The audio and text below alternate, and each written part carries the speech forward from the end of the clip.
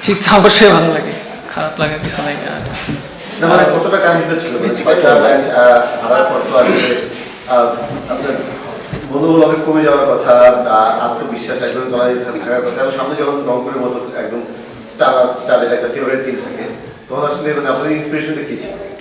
অবশ্যই হারাটা অত ভালো না, বাট আমরা চেষ্টা করছি যে সব প্লেয়ার যাতে ডাউন না হয়ে যায় এবং প্রত্যেক দিন প্র্যাকটিসে তাদের বেস্টটা দিয়ে। এবং বাংলাদেশের একমাত্র স্মার্ট সিটি বসুন্ধরা এখন আরো নিরাপদ, আধুনিকতায় আরো এক ধাপ এগিয়ে। প্রত্যেকটা ম্যাচের জন্য রেডি থাকে সবাই, যাতে আমরা মানে অ্যাকচুয়ালি জেতার জন্যই মাঠে নামি, বাট আনফর্চুনেটলি মানে 6টা ম্যাচ চলে গেছে, বাট কাম ব্যাক করতে পারছি এই ম্যাচ। ভালো না করলেও আপনি তো কনসিস্টেন্টলি ভালো করছেন সব ম্যাচে, অলমোস্ট একটা দুটো মার্কেট পান। সো ওই সময়টা কেমন লাগে আর নিজেকে কিভাবে ইন্সপায়ার করেন?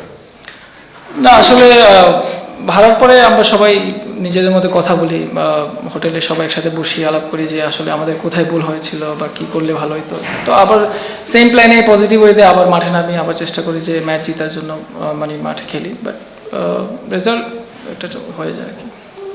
জুবিন লিটন দাসের উইকেটটা নিয়ে যদি বলতেন, অসাধারণ একটা ডেলিভারি ছিল, কোনো প্ল্যান করছিলেন কিনা, সেট আপ করছিলেন?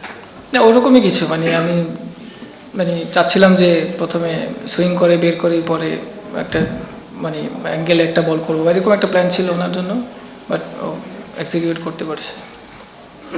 স্যার এই মুহূর্তে কোয়ালিফিকেশনটা একটু টাফ, এরপরও কতখানি আশাবাদী, আর যদিও ইকুয়েশনটা টাফ তারপর অন্যদের জন্য পার্টি স্পয়লার হতে পারে কিনা?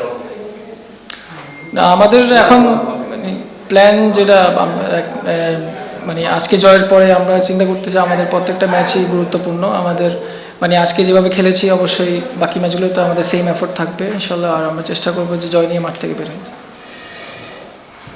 No question? ওকে,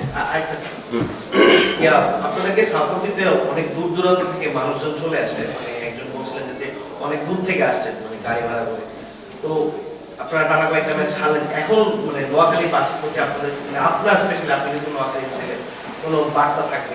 না অবশ্যই ম্যাচ হারলে সবারই খারাপ লাগে, ওনারা আমাদের সাপোর্ট করতেছে সেই প্রথম ম্যাচ থেকে, তারা আসতেছে মাঠে আমাদেরকে সাপোর্ট করতেছে, বাট ওনাদেরকে আমরা মানে মানে কি ম্যাচ হারার পরে ওনারা অবশ্যই কষ্ট লাগতেছে, বাট আমি বলবো যে অবশ্যই আমাদেরকে মানে সাপোর্ট করবেন, নেক্সট ম্যাচগুলোতে যাতে আমরা ওনাদেরকে মানে উপহার দিতে পারি, সবগুলো মানে জিততে পারি সব ম্যাচগুলো।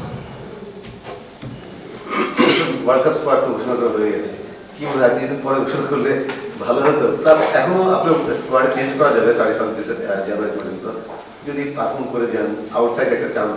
না যেভাবে আছে আলহামদুলিল্লাহ, আমি চেষ্টা করতেছি আমার শেপে থাকার, মানে ভালো বল করে যাওয়ার, এটাই আমার কাজ। বাকিটা আমি আসলে কি হবে না হবে সেটা নিয়ে চিন্তা করছি না আপাতত।